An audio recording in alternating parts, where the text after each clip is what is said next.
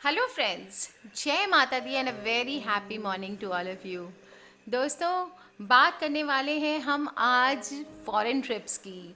बहुत सारे messages mails आ रहे हैं कि मैम फॉरेन ट्रिप मेरे नसीब में लिखा है कि नहीं लिखा है, मैं जा पाऊँगा या नहीं पाऊँगा, मैं जा पाऊँगी या नहीं पाऊँगी। दोस्तों, सबके ढेर सारे क्वेश्चंस है। पेरेंट्स टेंशन में है कि हमारा बच्चा फॉरेन में स्टडीज़ के लिए जा पाएगा कि नहीं पाएगा।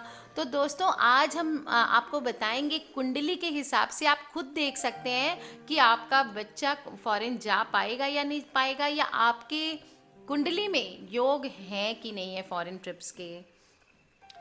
दोस्तों, कुछ समय पहले तक फॉरेन ट्रैवल करना या अब्रॉड जाना बहुत ही कठिन और खर्चीला माना जाता था, लेकिन आजकल ये बहुत ही इजी हो गया है, समृद्धि कारक हो गया है।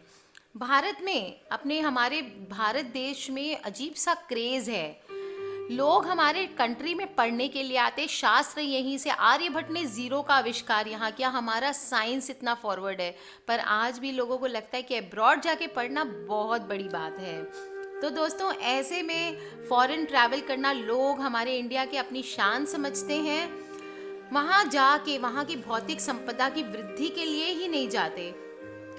वहाँ पे ऐसा नहीं है कि लोग जाना चाहते हैं कि वहाँ का विकास हो, लेकिन अपने जो ग्रेड्स हैं उनको बढ़ाने के लिए, बीमारी के इलाज के लिए, नौकरी में डेपुटेशन के लिए, और फॉरेन में ट्रैवल या फॉरेन में नौकरी सक्सेस और भाग्यशाली होने का प्रमाण माना जाता है। ऐसा मानते हैं कि अगर हम अब्रॉड जा कर के काम करें और वहाँ पे इजीली पैसे आ जाते हैं, इसलिए भी लोग भागते हैं विदेशों की तरफ।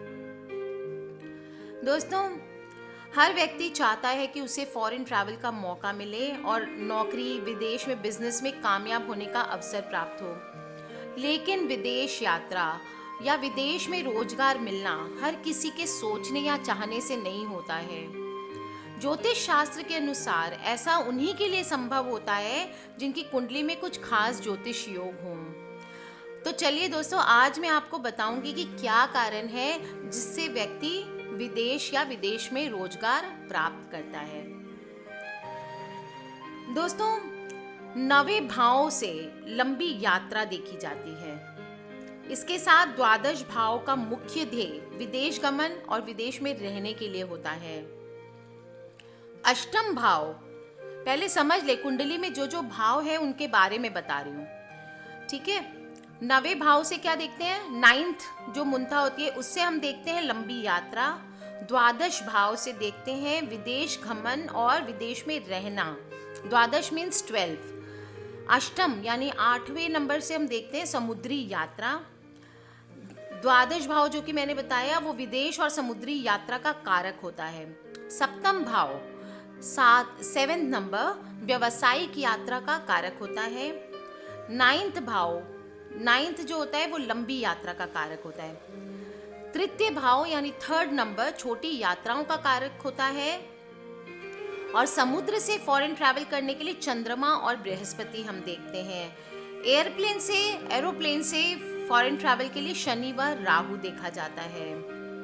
दोस्तों, एस्ट्रोलॉजी में फॉरेन ट्रैवल की कंडीशन को पाप ग्रहों यानी शनि, मंगल, राहु व केतु से देखते हैं। साथ साथ कुंडली में चौथे और 12वें भाव में या उनके स्वामियों के आपसी संबंध देखा जाता है।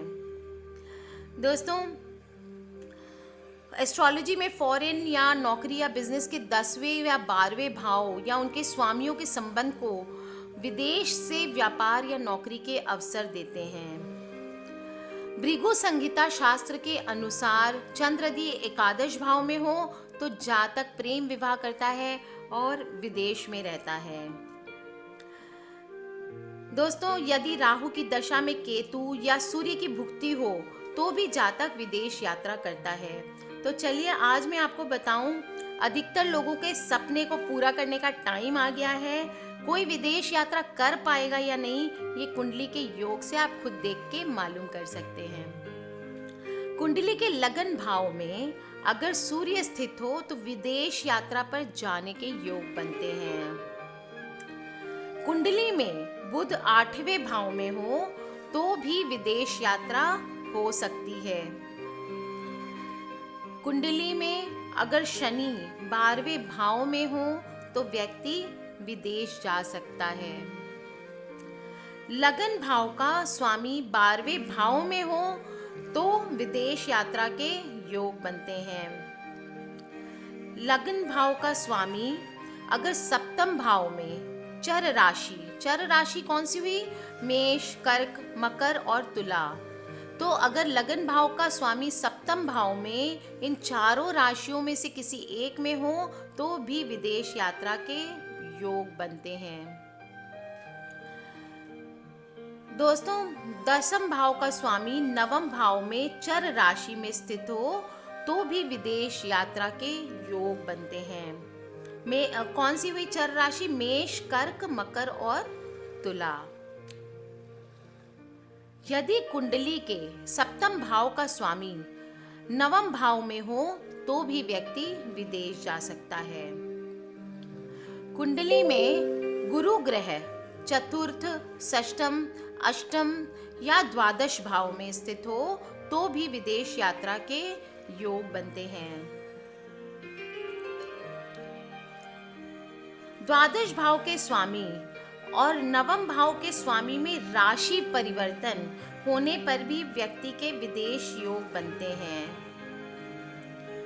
कुंडली के 12वें भाव या इसके भाव के स्वामी पर अष्टम भाव के स्वामी की दृष्टि पड़ रही हो तो भी विदेश यात्रा के योग बनते हैं। दोस्तों, अगर आपकी कुंडली में चंद्रमा 11वें या 12वें भाव में स्थित हो तो भी विदेश यात्रा के योग बनते हैं। कुंडली के षष्ठम, सप्तम या अष्टम भाव में शुक्र स्थित हो तो भी व्यक्ति विदेश यात्रा पर जा सकता है। कुंडली के प्रथम, सप्तम या अष्टम भाव में राहु हो तो विदेश यात्रा के योग बनते हैं। यदि षष्ठम भाव का स्वामी कुंडली के 12वें भाव में स्थित हो तो विदेश यात्रा के योग बनते हैं। दोस्तों, लग्न भाव के स्वामी और चंद्रमा दोनों ही चर राशियों में, चर राशि कौन सी बताई मैंने? मेष, कर्क, मकर और तुला।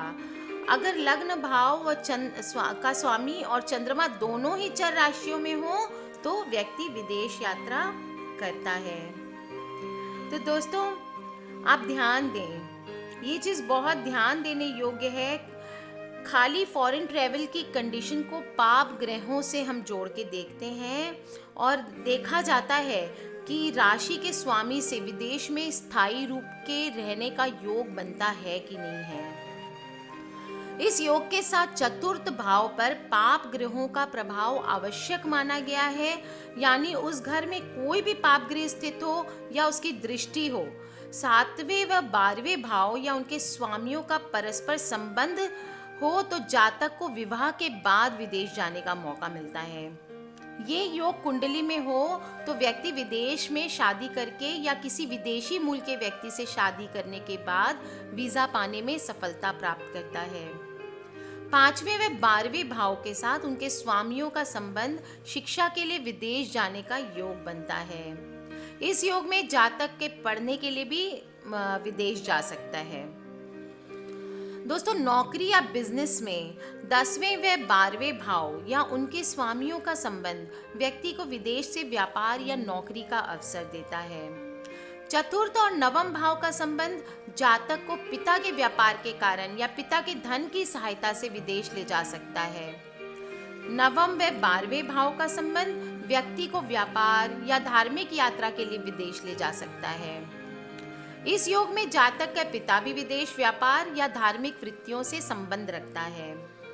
लग्नेश सप्तम भाव में हो तो भी जातक विदेश जा सकता है। राहु व चंद्र का योग किसी भी भाव में हो जातक को अपनी दशा में विदेश या जन्म स्थान से दूर ले जा सकता है।